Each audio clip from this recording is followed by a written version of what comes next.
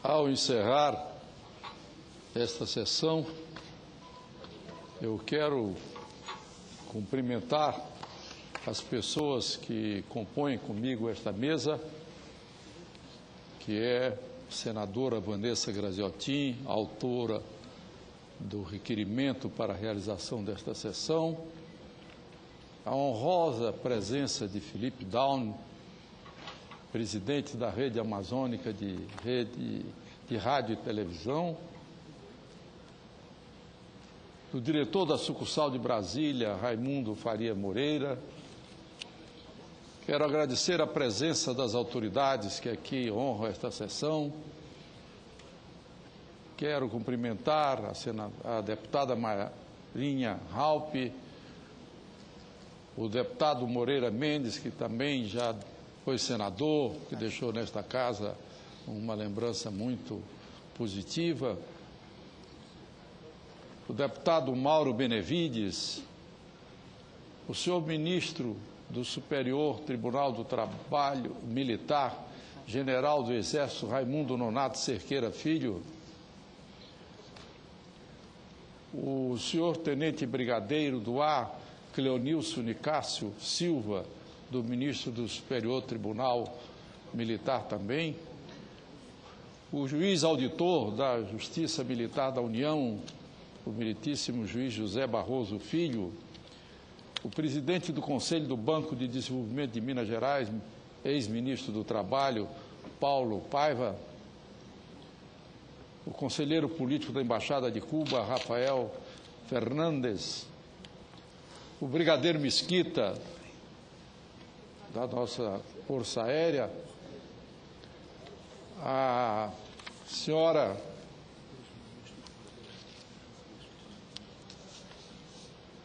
Cláudia Dawn, o deputado Padre Tom,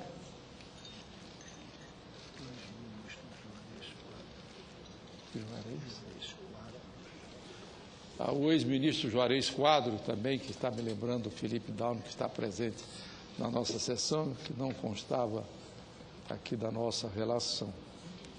E a todos os demais que aqui se encontram, honrando o Senado Federal e dando um maior relevo e brilho a esta sessão. Minhas senhoras e senhores, esta não é a primeira vez que eu estou presidindo uma sessão em homenagem à rede de TV amazônica de rádio e televisão. Aqui o Senado tem sido sempre pronto e sensível a reconhecer o trabalho desenvolvido pela rede amazônica, tendo como presidente e comandante esta liderança pioneira daquela região, que é Philippe Dawn. Mas esta sessão, sobretudo, tem um significado diferente das outras sessões que fizemos comemorativas de aniversário. 40 anos é uma data redonda e nós costumamos celebrar essas datas redondas fazendo uma análise do que elas representam durante a sua passagem.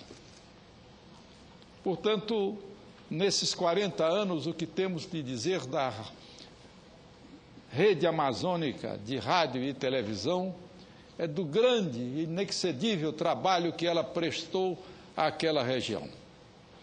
Os oradores que falaram nesta sessão tiveram a oportunidade de ressaltar o que foi a epopeia da montagem, da continuidade e da presença da TV amazônica, da rede de televisão amazônica na nossa região. E eu, o senador Eduardo Braga, disse da geração do presidente Sarney. Teve essa oportunidade de, até, Felipe, de tornar mais jovem. E eu quero apenas contestar, nós somos da mesma geração, eu e o Felipe. Desses 40 anos da rede de televisão amazônica, eu acredito que 30 delas foram de conhecimento do Philippe Dawn, de amizade mesmo, que eu posso agregar a esse conhecimento, chamá-lo de amigo. E quantas vezes e quantas batalhas suas eu tive a oportunidade de presenciar e, ao mesmo tempo, de vivermos em comum para solucioná-las. Me recordo da Amazônia hibernada dos anos 60, completamente esquecida e que foi despertada na criação desses órgãos todos e da mudança que houve na região, no governo do presidente Humberto de Alencar Castelo Branco. Ele tinha sido comandante da Amazônia, conhecia a Amazônia e encarregou uma equipe grande de técnicos, incorporando também os governadores, e eu era nessa época governador do Maranhão, para que fosse feito um programa especial de revitalização destinado à Amazônia. Assim, eu estava naquele navio Rosa da Fonseca, quando ele ancorou no porto de Manaus, em 1966, se não me engano, trazendo a bordo a comissão que vinha durante a viagem, fazendo conferências dos técnicos para tornar mais agradável e que todos conhecessem o que era a região amazônica. E ali foi então montado por esta comissão, da qual eu participei, a ideia de transformar a Espévia em Sudã, o Banco da Borracha em Baza e criar uma zona industrial naquela região. A ideia da Zona Franca, concebida e nascida daquele trabalho daquela região. Acompanhei também, quando já governador, que as novas tecnologias de comunicação, elas estavam sendo implantadas, a impossibilidade, que era a maior novidade naquele tempo, da Single Side Band, de estender as micro-ondas para interligar. E a Amazônia era impossível, porque elas teriam que ter torres de 50 e 50 quilômetros. Então, surgiu a tecnologia que foi colocada como para nós uma salvação da tropodifusão, que foi então, naquele momento, colocada e aprovada já em discussões dentro da Sudã.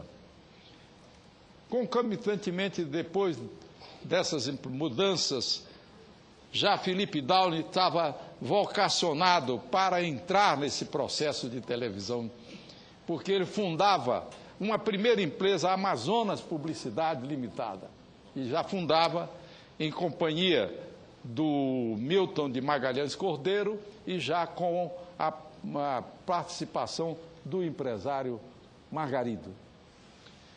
Depois, logo em seguida, ele fundou a Rede Amazônica, a rede ainda não, ele fundou a Rádio TV do Amazonas Limitada. Então, e essa Rádio TV do Amazonas Limitada vencia a concorrência aberta para uma televisão no Amazonas. Já em 69 isso aconteceu e depois de 69 ele começou a preparar, venceu a concorrência. Em 72 ela era colocada no ar e a partir daí foi um caminho de lutas, mas também um caminho de grande sucesso. Ele se expandia primeiro na TV que ele inaugurou em Roraima, e aí em Roraima ele teve a ideia de expandir, viu da rede que se estenderia pela Amazônia inteira. E aí ele pegou e colocou televisão no Amazonas, em Roraima, no Amapá, no Acre, em Rondônia, enfim, e criou uma outra coisa importante, que foi a Amazonsat, que é uma experiência pioneira e audaciosa, porque, sem dúvida alguma, criar uma rede de transmissão em UHF por difusão por satélite era uma audácia, porque não teria um grande apelo comercial.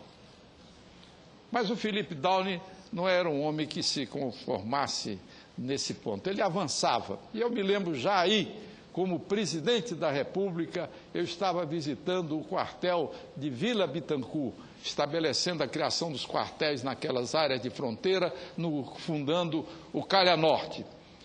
E aí foi anunciada que ele entrava na rede, fazendo a saudação ao presidente da República, já com a rede amazônica transmitindo por satélite. Eu estava em Vila Bittencourt. Me recordo que o pedido que me foi feito como presidente em Vila Bittencourt, pelas senhoras dos oficiais que estavam ali isolados, foi a colocação de uma antena parabólica para que eles pudessem ter acesso à televisão naquela área, porque viviam isolados, os militares ali naquele trabalho também pioneiro de abertura e vigilância das nossas fronteiras, e as suas senhoras também, todos eles jovens, capitães, major, que estavam ali constituindo, começando suas famílias, e a única acesso que elas podiam ter era a televisão, que elas não tinham para ter o hábito brasileiro do entretenimento das nossas novelas. Pois bem, hoje nós estamos aqui no Senado fazendo essa reverência, essa homenagem à rede amazônica de televisão e rádio, e fazendo na pessoa do seu fundador, do seu batalhador, e que até hoje eu sei que ele está presente, porque ele acompanha tudo que lá acontece, não somente entrega às pessoas do que ele tem confiança com o seu filho, mas também ele acompanha, como eu sei que ele tem essa permanente preocupação, porque ele tem a alma do homem de empresário, mas também a alma do homem de comunicação. Eu quero ressaltar uma coisa que aqui também não foi dita, quer dizer, a Fundação Rede Amazônica, que ele faz um trabalho social, também faz um importante trabalho para a sociedade, na sua tarefa de expandir também nessa área. Mas, como nós somos os jovens, eu e ele, dessa sessão, nós não olhamos só para o passado, vamos olhar para o futuro. Vamos ver a TV Amazônica na transmissão de dados, vamos ver a TV da Amazônica explorando esse mundo que está se abrindo do mundo digital, do mundo da internet. Vamos, então, olhar a TV Amazônica presente nessa mudança extraordinária e nesses caminhos da modernidade. Então, no futuro, outras sessões serão realizadas como esta. E nessas sessões do futuro, talvez algum bisbilhotador dos anais desta casa, porque o Golbery dizia uma coisa: se o senhor quiser guardar um segredo no Brasil, coloque nos anais do Congresso Nacional. Então, se algum bisbilhotador quiser saber o que foi esta sessão, dirá que nós já víamos o que será a rede amazônica do futuro. Parabéns, Felipe Daud. Está encerrada a sessão.